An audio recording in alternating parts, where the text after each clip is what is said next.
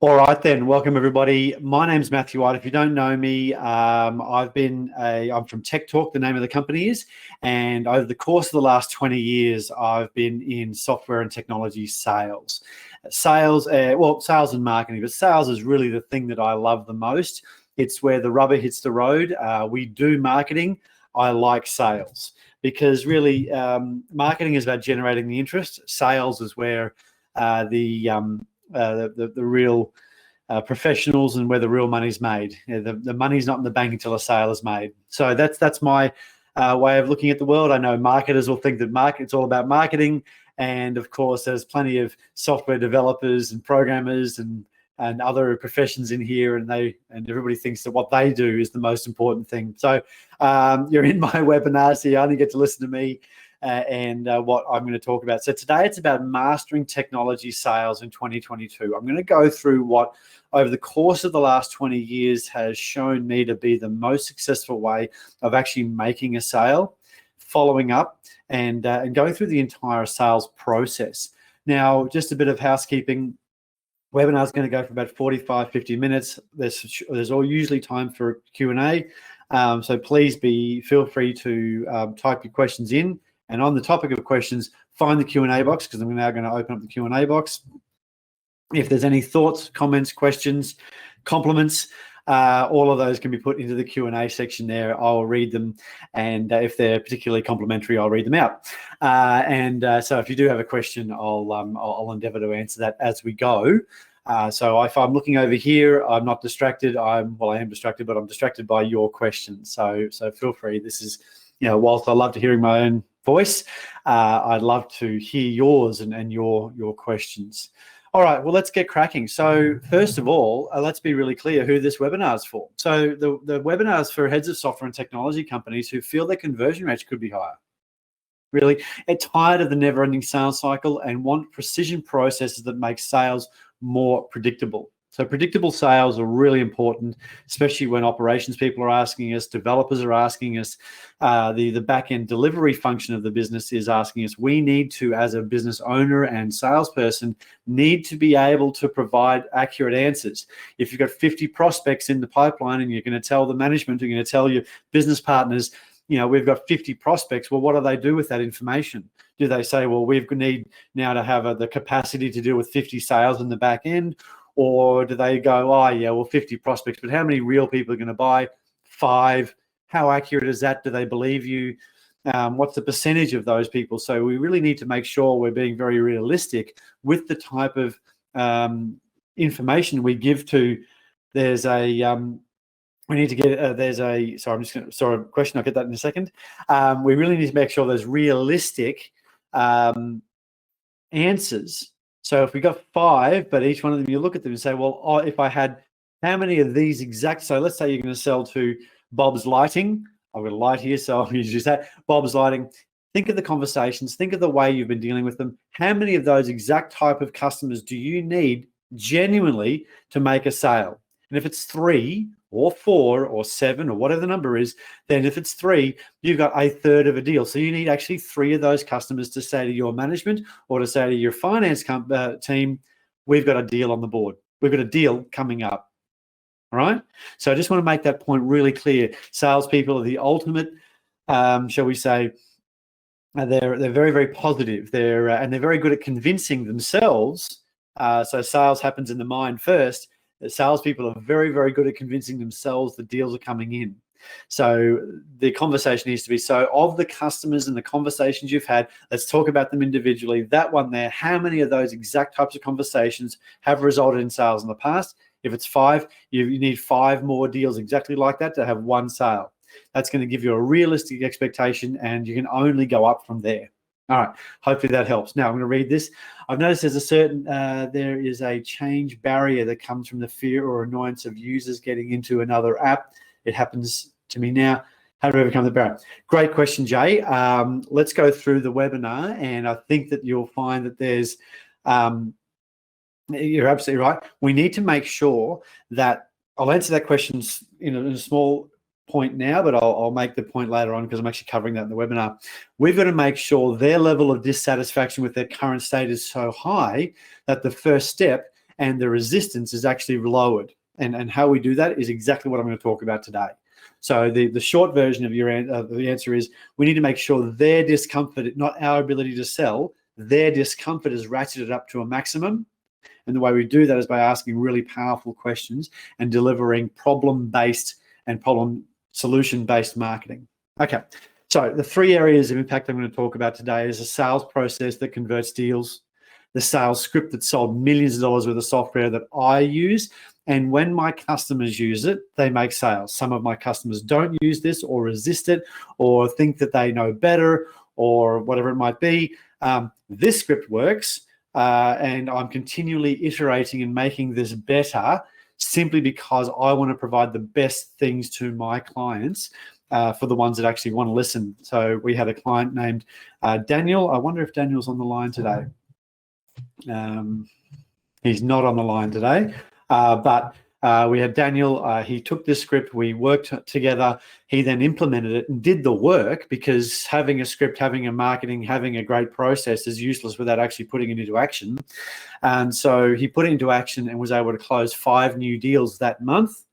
Previous month, he'd closed 1. Same type of client, same type of marketing, so we hadn't had time to do the marketing yet. So our company does marketing as well. But all he was doing is working with the customers that he had. He used this script for the people that he spoke with, and actually immediately was able to start closing deals. So we're going to get into the nitty gritty today. We're going to get into the actual words to say. Theory is great. Practical is better for me. And then of course, how to follow up without being a drag or getting the brush off. Follow up is challenging. And so we want to get into that. So the first part of the sales process. Now, most people that I'm talking to are selling technical things that have a process to go through to implement. If this was a straight buy out of the box, click the middle option on a website because that's the most popular. It's not the cheapest and not the most expensive. And people will buy from you without talking to any salespeople. Well, this webinar is not really for you. So hopefully nobody jumps out. Hopefully I'm entertaining anyway. But what we want to do is we're looking at businesses that have usually a high value sale, a high value product and service attached, typically. All right, so let's get into it. So first things first, what we want to do is make an offer that they can't refuse.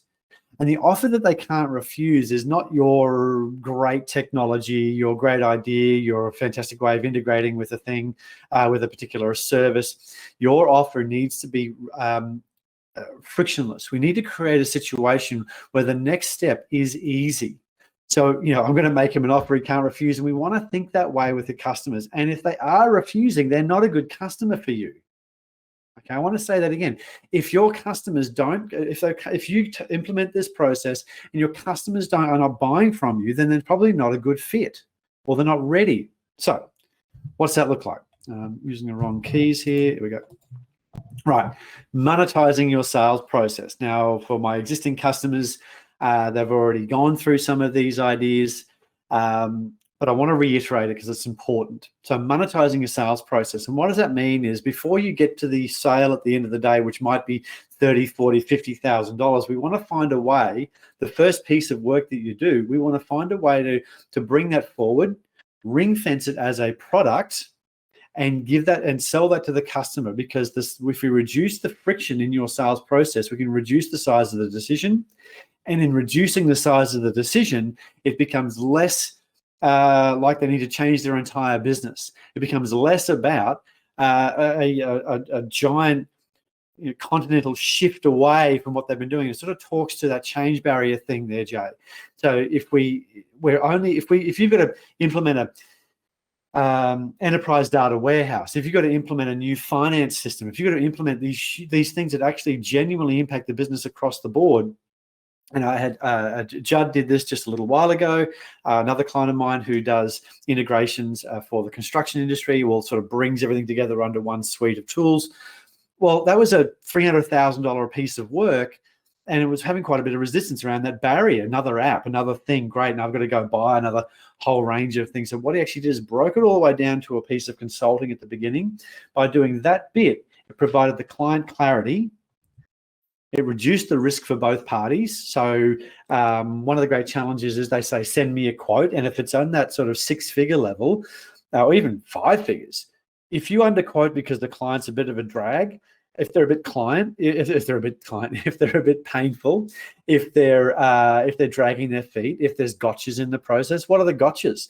The gotchas might be halfway through and you provide a quote, and halfway through they go, oh, and we've got an Oracle database, or oh, now we're actually doing this in Postgres over here. We were in SQL, and now we're doing, these sort of things start to really change the landscape. And if you haven't been able to capture that in the early stages when you're quoting, then it becomes an uncomfortable conversation about, well, now the price is more, or it's different, and you seem to be changing the playing field very, very quickly in that. So we want to make sure we reduce the friction in your sales process by reducing the size of the decision. They're not buying your software; they're buying a piece of consulting. A couple of examples of that. First of all, a company that I was working with, selling $1 million enterprise data warehouses to some of the biggest companies in the world. They were, it's quite expensive, a large amount of effort, takes months to implement. And what we actually did is we broke it all the way down to a very, very small, for them it was $30,000 audit. We would go to site. We would look at how it was all working. We would engage with all the stakeholders along the path.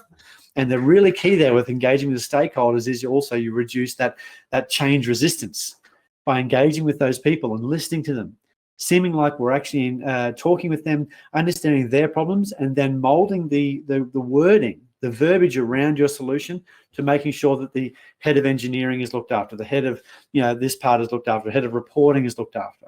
So that's a key area there as well. So we did that. So it was a $1 million product, and we sold a $30,000 audit. For my business, a lot of companies come to me and they're spending $8,000 to $15,000 a month on marketing for us to completely do the whole lot.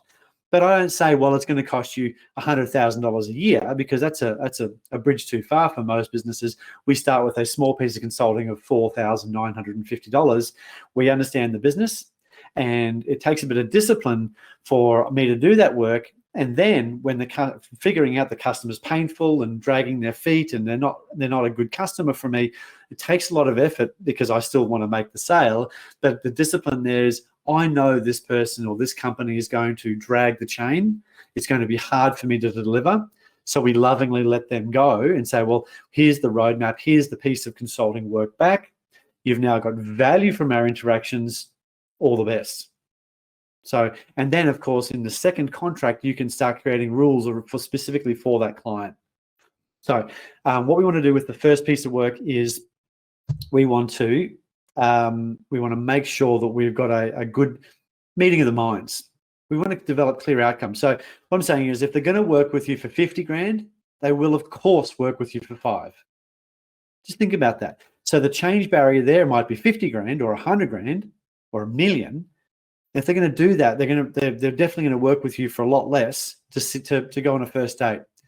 So in my sales, in my business, I've had customers say to me, well, Matthew, we don't do any business with anybody. We haven't spoken to 3 clients and met them and had coffee and seen all the work and exactly, cookie cutter exactly what you're going to do. And I've said, well, look, we're not getting married. We're not even dating. This is a coffee catch up where it's $5,000 piece of work. You get some value. We both figure out if we're a good fit. And if we are a good fit, then we can talk about that further. But during that conversation, during that piece of consulting, you and I are both going to have a very good understanding of whether or not we're a good fit for each other. And that person didn't need to talk to any clients. They didn't actually do any of those pieces, and they just went ahead and purchased. So what's the risk of affecting the value perception by reducing the price too much?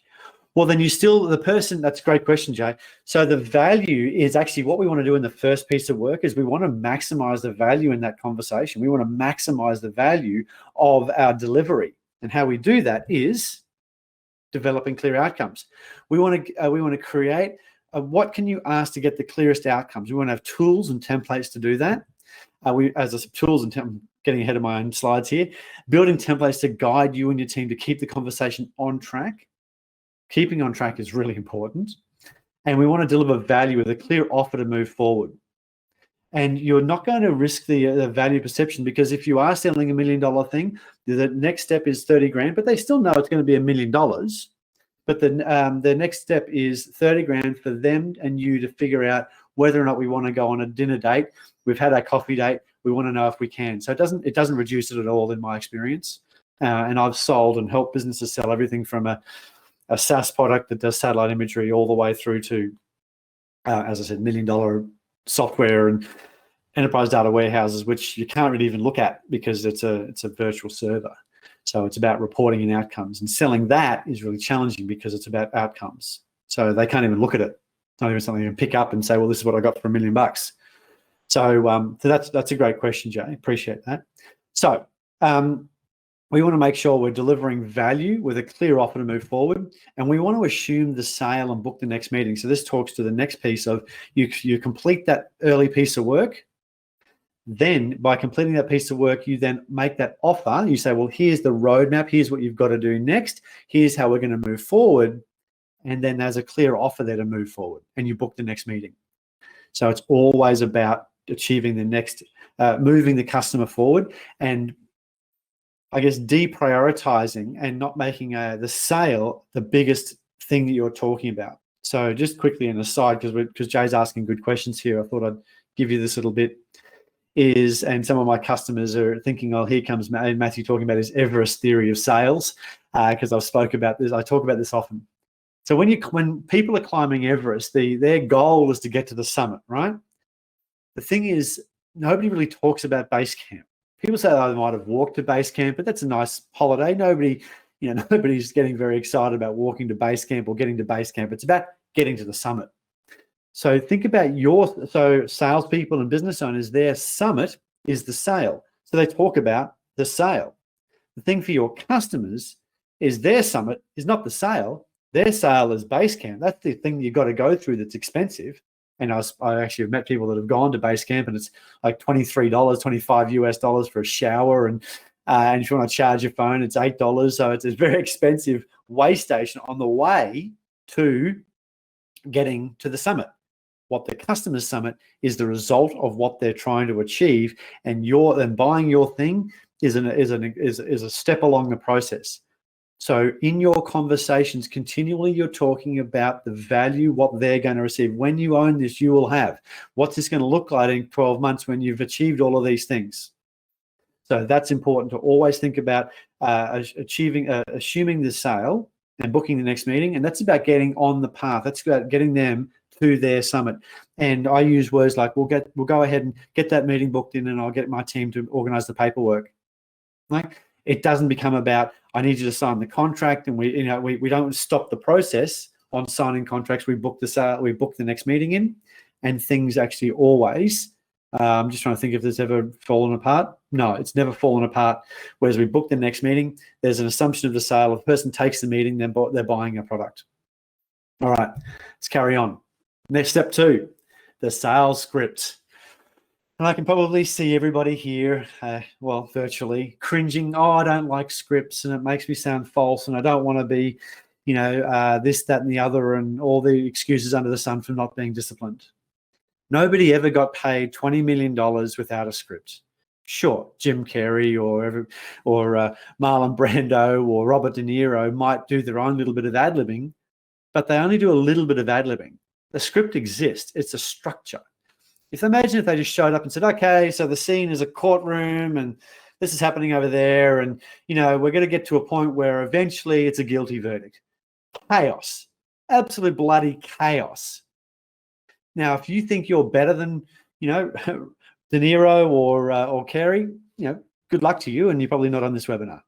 So you need to be disciplined to follow a script. Now, it's a framework. It's a series of questions. And the reason I call this webinar Be a Doctor of Selling is because it's all about asking the right questions and framing it in a way where, as I've already talked with Jay about, is making sure we fully explore and drive the distance. So our job as a salesperson or a business owner is to maximize the gap between where they are and where they want to be, and you are the bridge. And we want them to talk a lot about where they want to be and why they're failing to get there in the first place. We want them to really feel that pain of not having that bridge. But when it comes to scripting, we're not this guy's script, right? I don't want you to feel that we're going to be stitching them up or making a closing card or basically asking them to ignore their wife or their board members. This is not what we're trying to do. The modern selling, 2022. This might have worked in the 80s and 90s. It did work in the 80s and 90s because people were on the phone. They couldn't research. They couldn't Google. They could, but they weren't using it. They could, and certainly in the late 90s, early 2000s. And so if somebody felt pressured, they were in their little bubble, they spoke to their wife and friends, and that's about it. Now, Google review, boom, it's out there in the world and everybody knows about it. So this type of selling doesn't work. And if you do execute on this type of selling, you're going to get a couple of things. First of all, you're going to get really crummy clients because they're going to be the ones who are emotionally manipulated into buying from you. That's not where you want to be. And those clients will always be painful, always be painful. And second of all, they're going to be, they're going to complain because they're not going to get the result they want because you told them what they want. You told them that they got to buy from you or the price is going up or some other manipulative way of actually getting them to buy from you.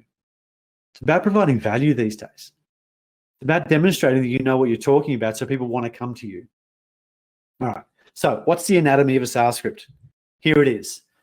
My technical people in the room will love a good formula, even if I did make it up and it doesn't actually make a lot of mathematical sense, but here it is. The anatomy of a sales script, the formula for change. The dissatisfaction multiplied by the vision plus the first steps needs to be greater than the resistance.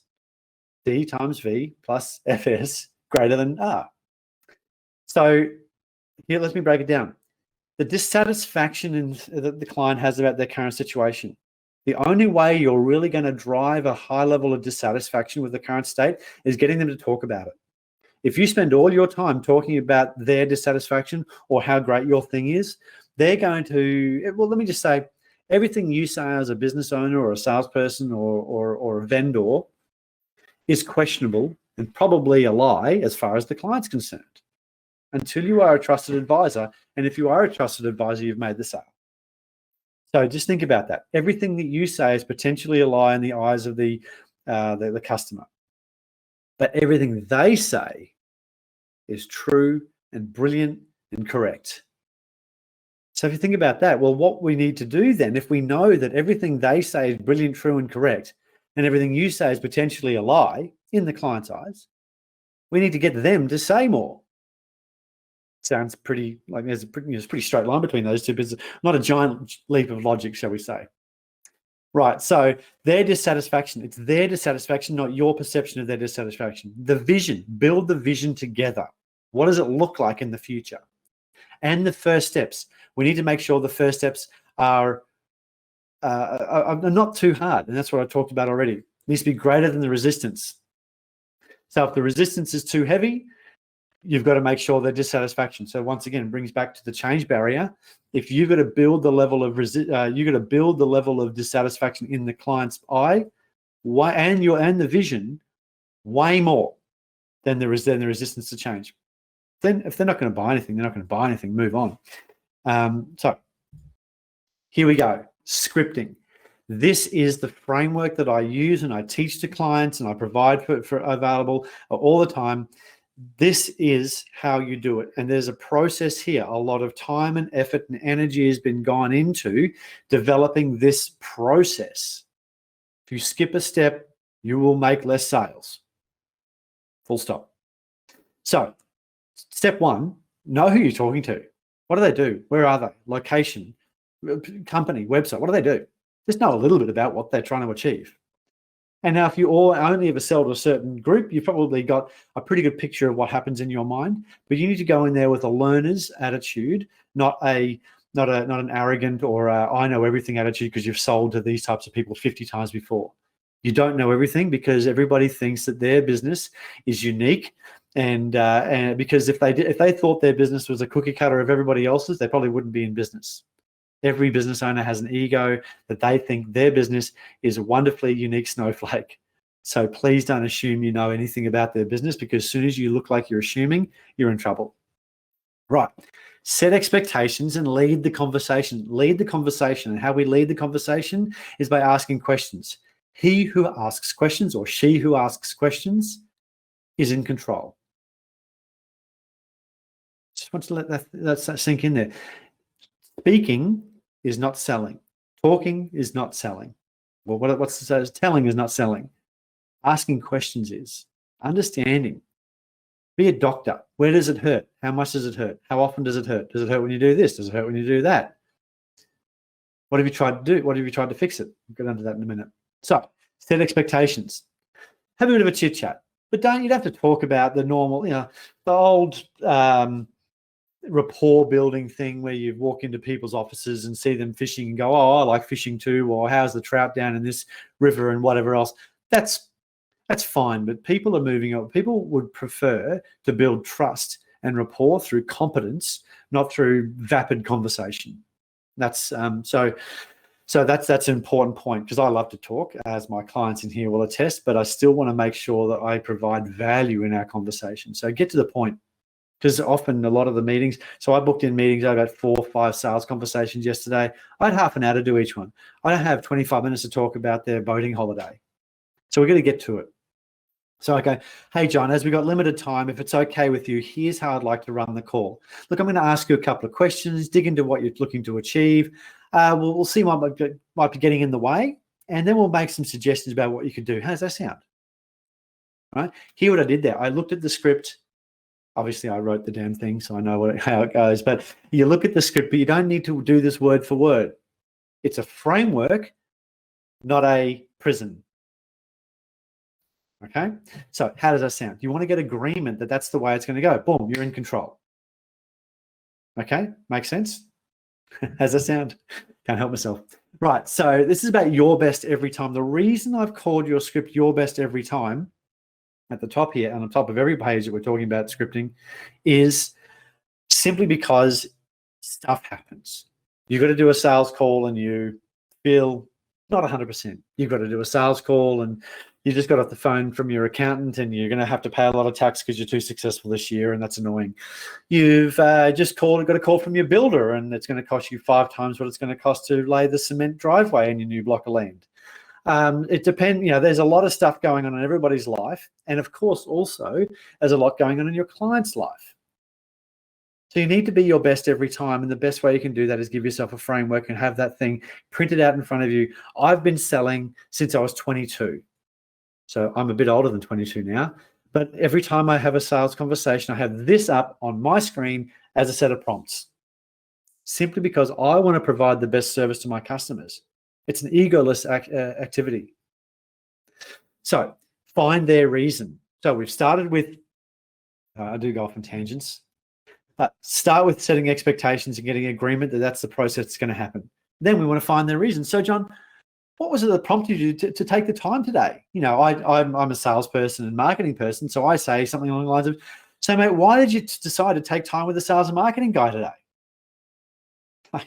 They're going to tell you why they want to talk to you. And immediately you start to understand what their problems are, because they're going to start telling you why they took the time. They're not going to say, oh, well, you offered. Well, I got a spam folder full of offers that I'm not going to take. So you need to so they're not just doing it for fun. They're not doing it because they've got nothing better to do. They're doing it because they've got a problem. They've got a problem that they need solving. If they've downloaded your white paper, so what prompted you to download our white paper? What prompted you to download our problem-solving guide? Or what prompted you to download our guide to achieving A, B, C through X, Y, Z? Boom. You're immediately in the conversation. You've asked a great question, and they're going to start answering it. And they're going to start talking about the thing you want to talk about. So then these are prompts. So what do you mean by that? So can you tell me more about that? That variable charge out rate, and how does that work? How are you currently doing that?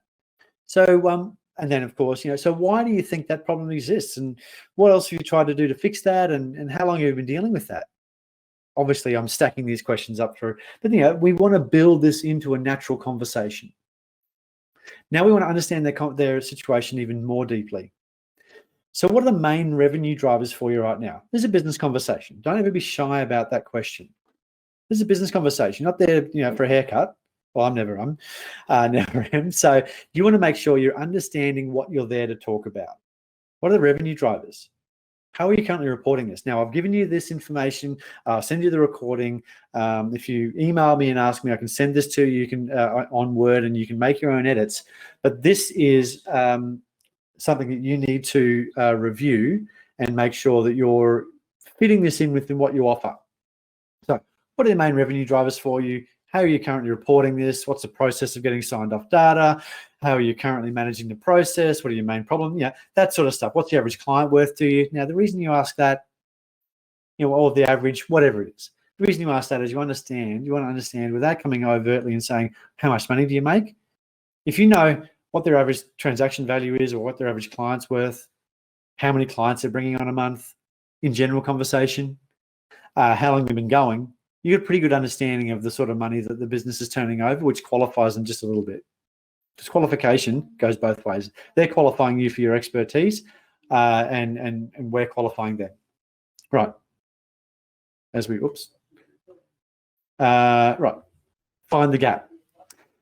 So we want to start it. We want to go back and say, okay, so what I'm hearing is X, Y, Z. Is that right? So what I'm hearing is you're in engineering and you do this and you do that, and the way you're currently solving it is that, and you're tired of that. Is that right? Yeah. Okay. So look, just so I can understand. So overall, what do you specifically need to change? What specifically do you need to get right?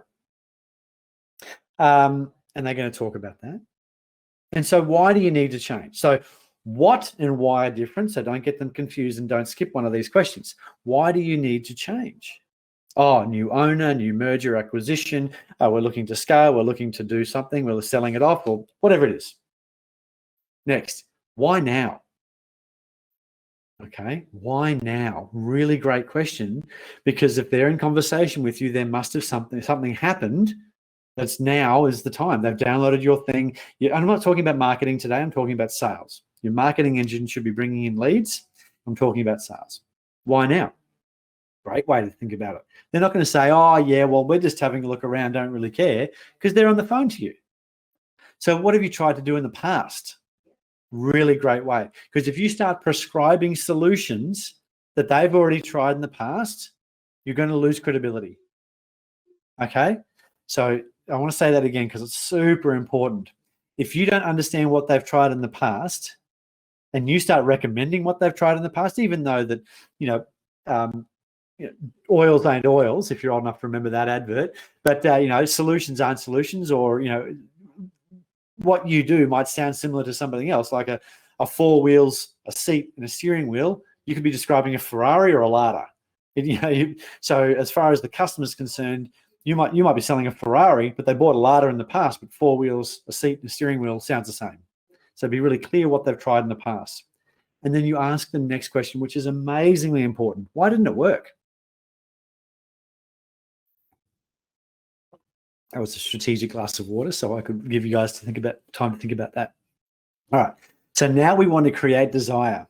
Actually, I just want to have a quick read of this. This is great. Thank you, Jay. And probably my question is not for now. The biggest challenge to achieve the actual meeting. Got it. Yep. Got it, Jay. Definitely talk about that. Probably we could go back to my other webinars that I've done, but I'm happy to talk to you directly after this conversation. So look, create desire. Now, you've asked a lot of questions. We want to get them to think about their summit. What is their end result? So look, if we could get this solved for you, what would that look like in 12 months? And if they don't have a clear understanding, help them paint it. They go, I don't know, or okay. So how would it be when you're looking to, when you grow the business and you've got more, engineers at various prices? So how would that, if we've solved that for you, how would that look? And when you merge with this company, how will that look? We want to circle back because we've already asked a bunch of questions. We want to get them really clear about what they're trying to achieve. This talks to Jay's earlier question, which I love the interaction, Jay. Appreciate it. Is how do we fix that change barrier? Is we want that person you're talking to position themselves in the future and go, this is where I need to be. All right. So remember, everything they say is true, and that's what and that's why they need to say it. They need to express their problem for you to be able to sell it to them. Oops, always. So number 7, confirm, summarize, and decision process. So once again, we want to make sure you've heard what they're saying. They might say something briefly and use industry terms. You want to make sure you can repeat that back so you understand it, because their version of the industry term might be different to your version or your other client's version of the industry term. Make sure you understand what they're talking about. Confirm and summarize in the decision process. Basic review, summary, get really clear, do not pass this step. Other than you, and then ask, so John, other than yourself, is there anybody else involved in decisions like this, or in the decision-making process? Or does anybody else have 2 cents to say about, want to put their 2 cents in about these type of topics? We want to understand who else is involved in the decision-making process without reducing their perceived power in the conversation. If you say, who have you got to check with? Well, you're immediately assuming that they're lower in the totem pole, and there's the likelihood of them buying from you is reduced as well, because they're going to feel disempowered. We want to empower them by putting them on the same level as their management or board or whoever else they've got to get approval from. So other than yourself, important, is there anyone else involved in decisions like this? Think, oh, well, Fred and Mary, and I've got to talk to, the wife or the dog or the astrologist, whatever. So then the next, okay, thanks very much, appreciate that. Look, John, I've got a couple of strategies I think that I could really help you overcome these obstacles, like the obstacles we've already talked about, A, B, C, you mentioned. You okay if I share those with you? Great. Well, look, typically people buy from me when. The reason I put this in bold, you need to sound aspirational because you want to draw the person up to thinking that working with you is something to aspire to, because they need to want to do it before they part with cash anyway. So people buy from, for my business, people buy, and what I do is I think about my perfect target customer. My perfect target customer has an existing great product in the market, has solved customer service issues, and all they want to do is put money into a machine that produces leads. That's really, we want to make sure there's enough budget there to do advertising, enough budget there to execute on plans. We need to also make sure that the salespeople are trained and ready to roll. So people buy from you when, what is your aspirational goal? So for some customers, it might be people buy from me when they're looking to grow their current consulting business. They recognize these problems. These are the things they must change and solve those problems over the course of the next 12 months to really give themselves the rocket fuel that they need. Some version of that. Okay? So then we talk about the strategies. Now I've written it. I've broken every rule when it comes to doing a slide. It should be less information, not more. But I wanted to show you my slide. This is what I say to people. First of all, because it's what I do. Second of all, it joins my solution with their outcome constantly. It's constantly bridging the gap between problem solution. Watch this. So John, to achieve your goal of X, Y, Z, I suggest these 4 steps. So if you do all 4 of them, you can really accelerate your X, Y, Z, whatever they want to achieve, right? So this is what I say. And remember, once again, these are guidelines, not jailhouses. We want to make sure we're really clear about that. So, but I could read it word for word. So look, first, but I'm probably a frustrated actor anyway. So I won't read this word for word in the sense that it'll sound robotic, but I'll read it in a way that will give us the ability to feel like I'm making it up on the spot. Well, look, first, what we want to do is we want to clearly identify your best fit markets where you can win 50 to 90% of the time. And look, the problem is if you're going after lots, you're going to burn a lot of cash going after many markets. What we're actually trying to do is reduce the time wasters and tire kickers in your pipeline, slash the marketing and sales costs. Because if you're only, if you're 1 inch wide and a mile deep, you're going to be way more effective because you become a specialist. Second, we're going to dive into the heads of your best fit buyers. So we know the markets, now we know the buyers. We want to find out exactly what high value content will move them to consider you instead of your competitors. So this is going to dramatically reduce your marketing spend and the length of time it takes in the sales process. If you've got really great sales assets and it's the content that they want to read and pass on to their management, then they're going to be more likely to work with you rather than a generic business that sort of has broad solutions. So third, we want to build an automated engine to attract profitable customers, easy to serve, best fit buyers. And the idea is to target these best fit buyers with your high value content. So the point there is we want to generate high quality leads in less time for less money. Does that make sense? So I'm asking for permission for this conversation. I can't help myself but ask that. Does this make sense? Or are you okay with that? Are you happy with that? I want to get that confirmation the person's still joining, because if this is a one-way conversation constantly, and the person might have gone to sleep. So we want to make sure we're actually speaking to them and they're engaged in the conversation. So last, you want to streamline your sales process so you can convert more of your best fit leads into high value clients. We're going to increase their value through upselling, cross-selling, referrals. They want to become high performance clients, which really turbocharge your growth, because really great clients make your business better. Does that make sense? Okay, so these 4 or 3 or 7 or whatever steps you go through to make massive change in your customers' businesses, you've got to build this yourself. But start with first, second, third, last, and then say your bit, not too long, and then make sure you attach it back to their goals. So what are the last bit of this is? Slash your marketing expenses, shorten your sales cycle, get more with less, and turbocharge your growth. That's what my customers want. So what do your customers want? Make sure you say that as you're bringing your value into the market, value into the conversation. Right. Wait for questions. Does that make sense? Yep, great. Do you have any questions?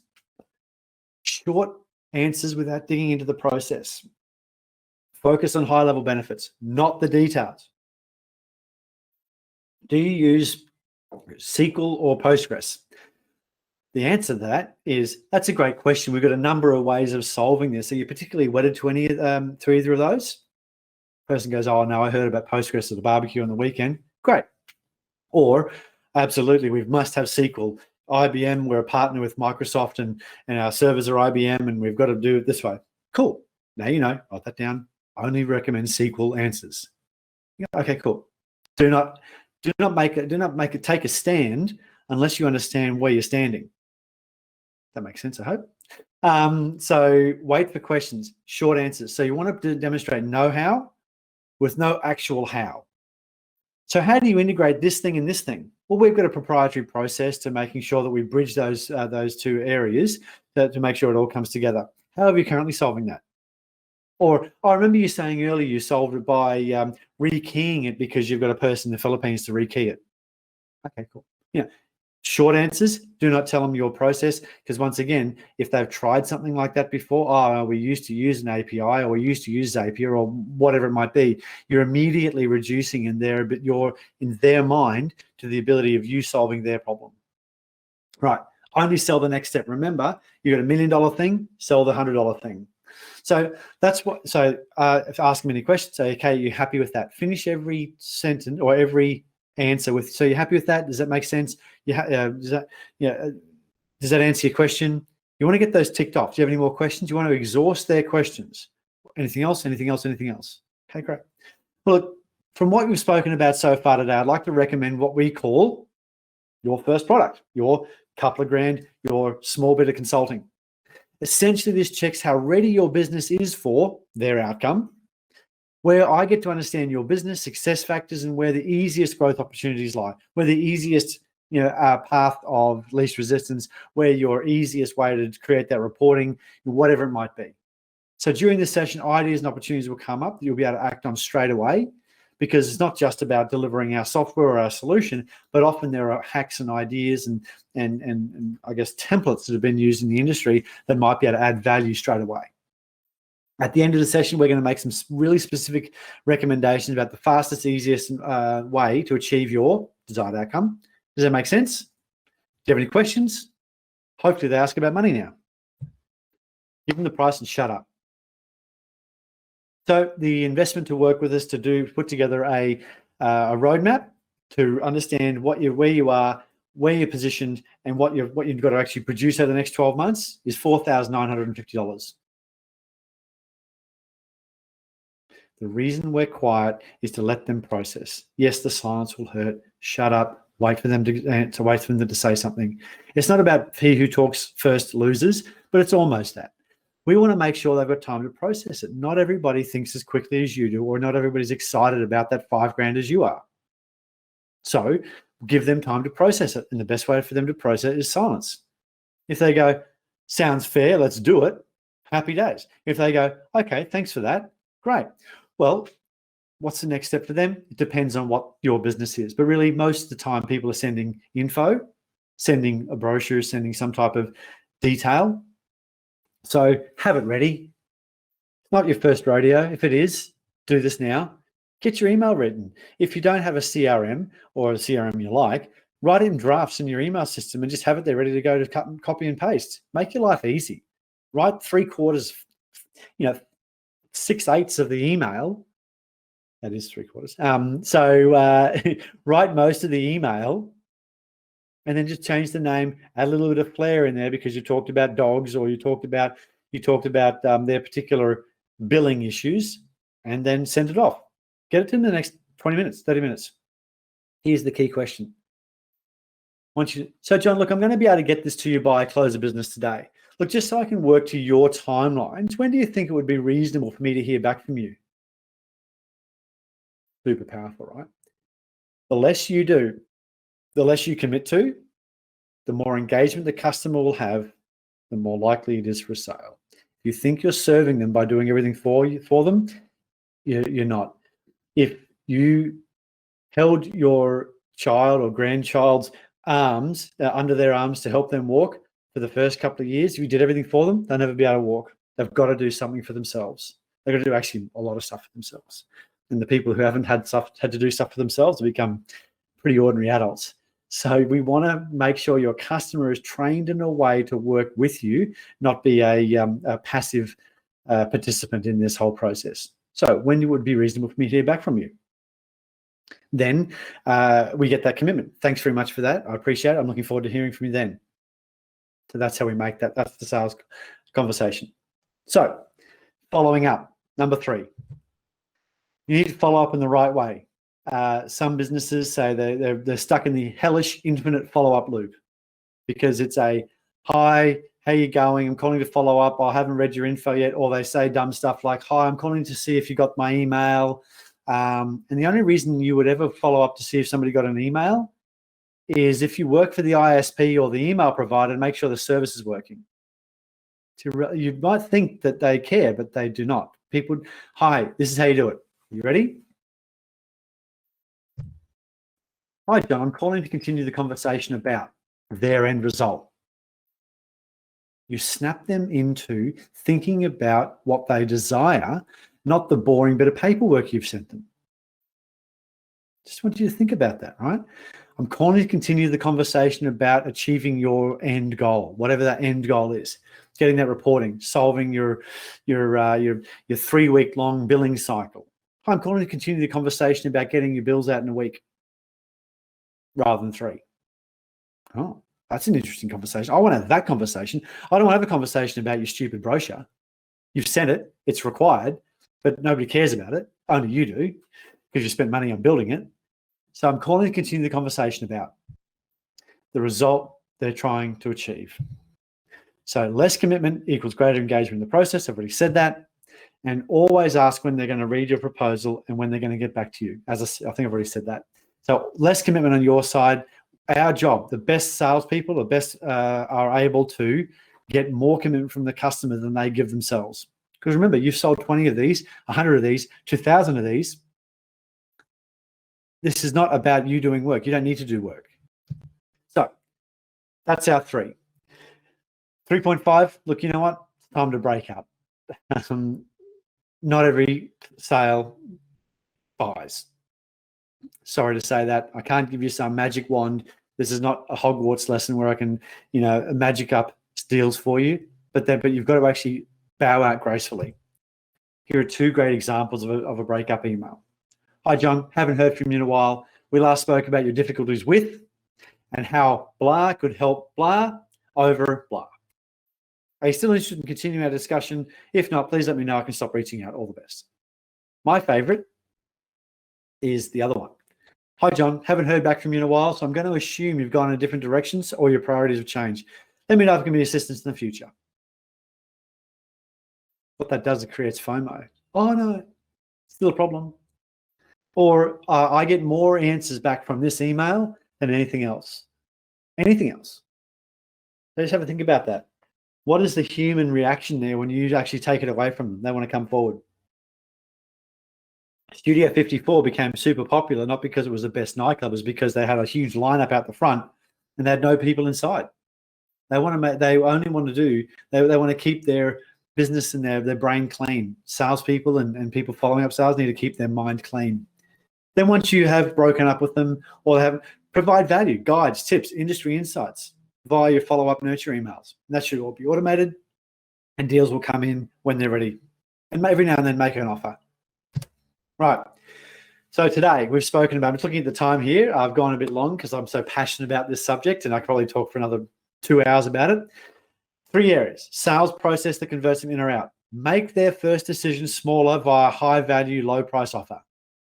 2, the exact sales script that has sold millions of dollars of software. Step by step, ask questions, have them tell you their problems. You telling them their problems because you've been working in the industry or you're a consultant for 25 years and you know everything, not relevant. Their business is unique and different, and even though you've seen 50, 500 businesses exactly the same as theirs, they think their business is different. So shut the hell up and let them talk. Let them tell you their problems and how to follow up with being a dragger, getting the brush off, get commitments and clarity, or move on. Simple as that. So that's the webinar I wanted to share with you today. Some of my clients have said some nice things about me, but I wanted to point you towards the ones over here on your right-hand side. And it's really about creating the results. So the one over here from Chris says, we've already had several meetings, demos, and quotes. More are booked.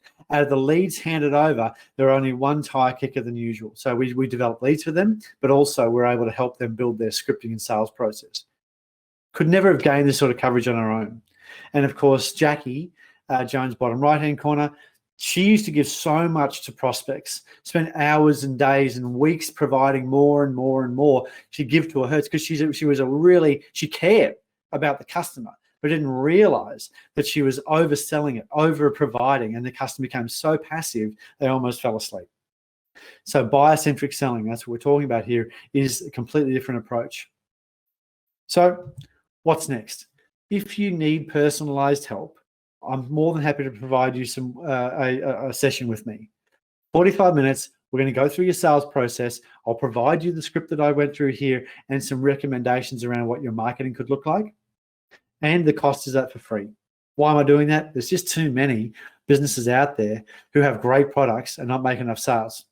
And if we decide to work together, well, that's a happy result of our interaction. But I want to make sure the value is high before you can make any type of decision along those lines. Ladies and gentlemen, if there are any more questions, happy to answer them now. That's pretty much all the time we've got for today. I know I've got time. My next meeting is not for another half an hour. So if there are any more questions, or if you want to contact me later, I'm more than happy to do that. I'll be quiet for another second. That's okay. Everybody's either gone to sleep or in stunned appreciation and silence. So we'll go there. Thanks, Jay. I will talk to you on LinkedIn. And yes, you can react with an emoji. I get fed by positive reactions and emojis, so thank you for that. Appreciate it. Well, thanks everybody. Really appreciate your time. Hopefully you got some value. If you did get some value, make a comment on the post or send me a message or a hearty high five or a crisp, whatever. We'll hope to talk to you soon. At the end of every month, I do one of these webinars. If there's a particular topic you want me to cover, more than happy to actually cover that topic, because as you can probably figure out, I've got lots to say. And going from there, I'm going to get another couple more. Thanks, Jacqueline. Really appreciate it. All right, everybody. Thanks very much. And here's to your success. Bye for now.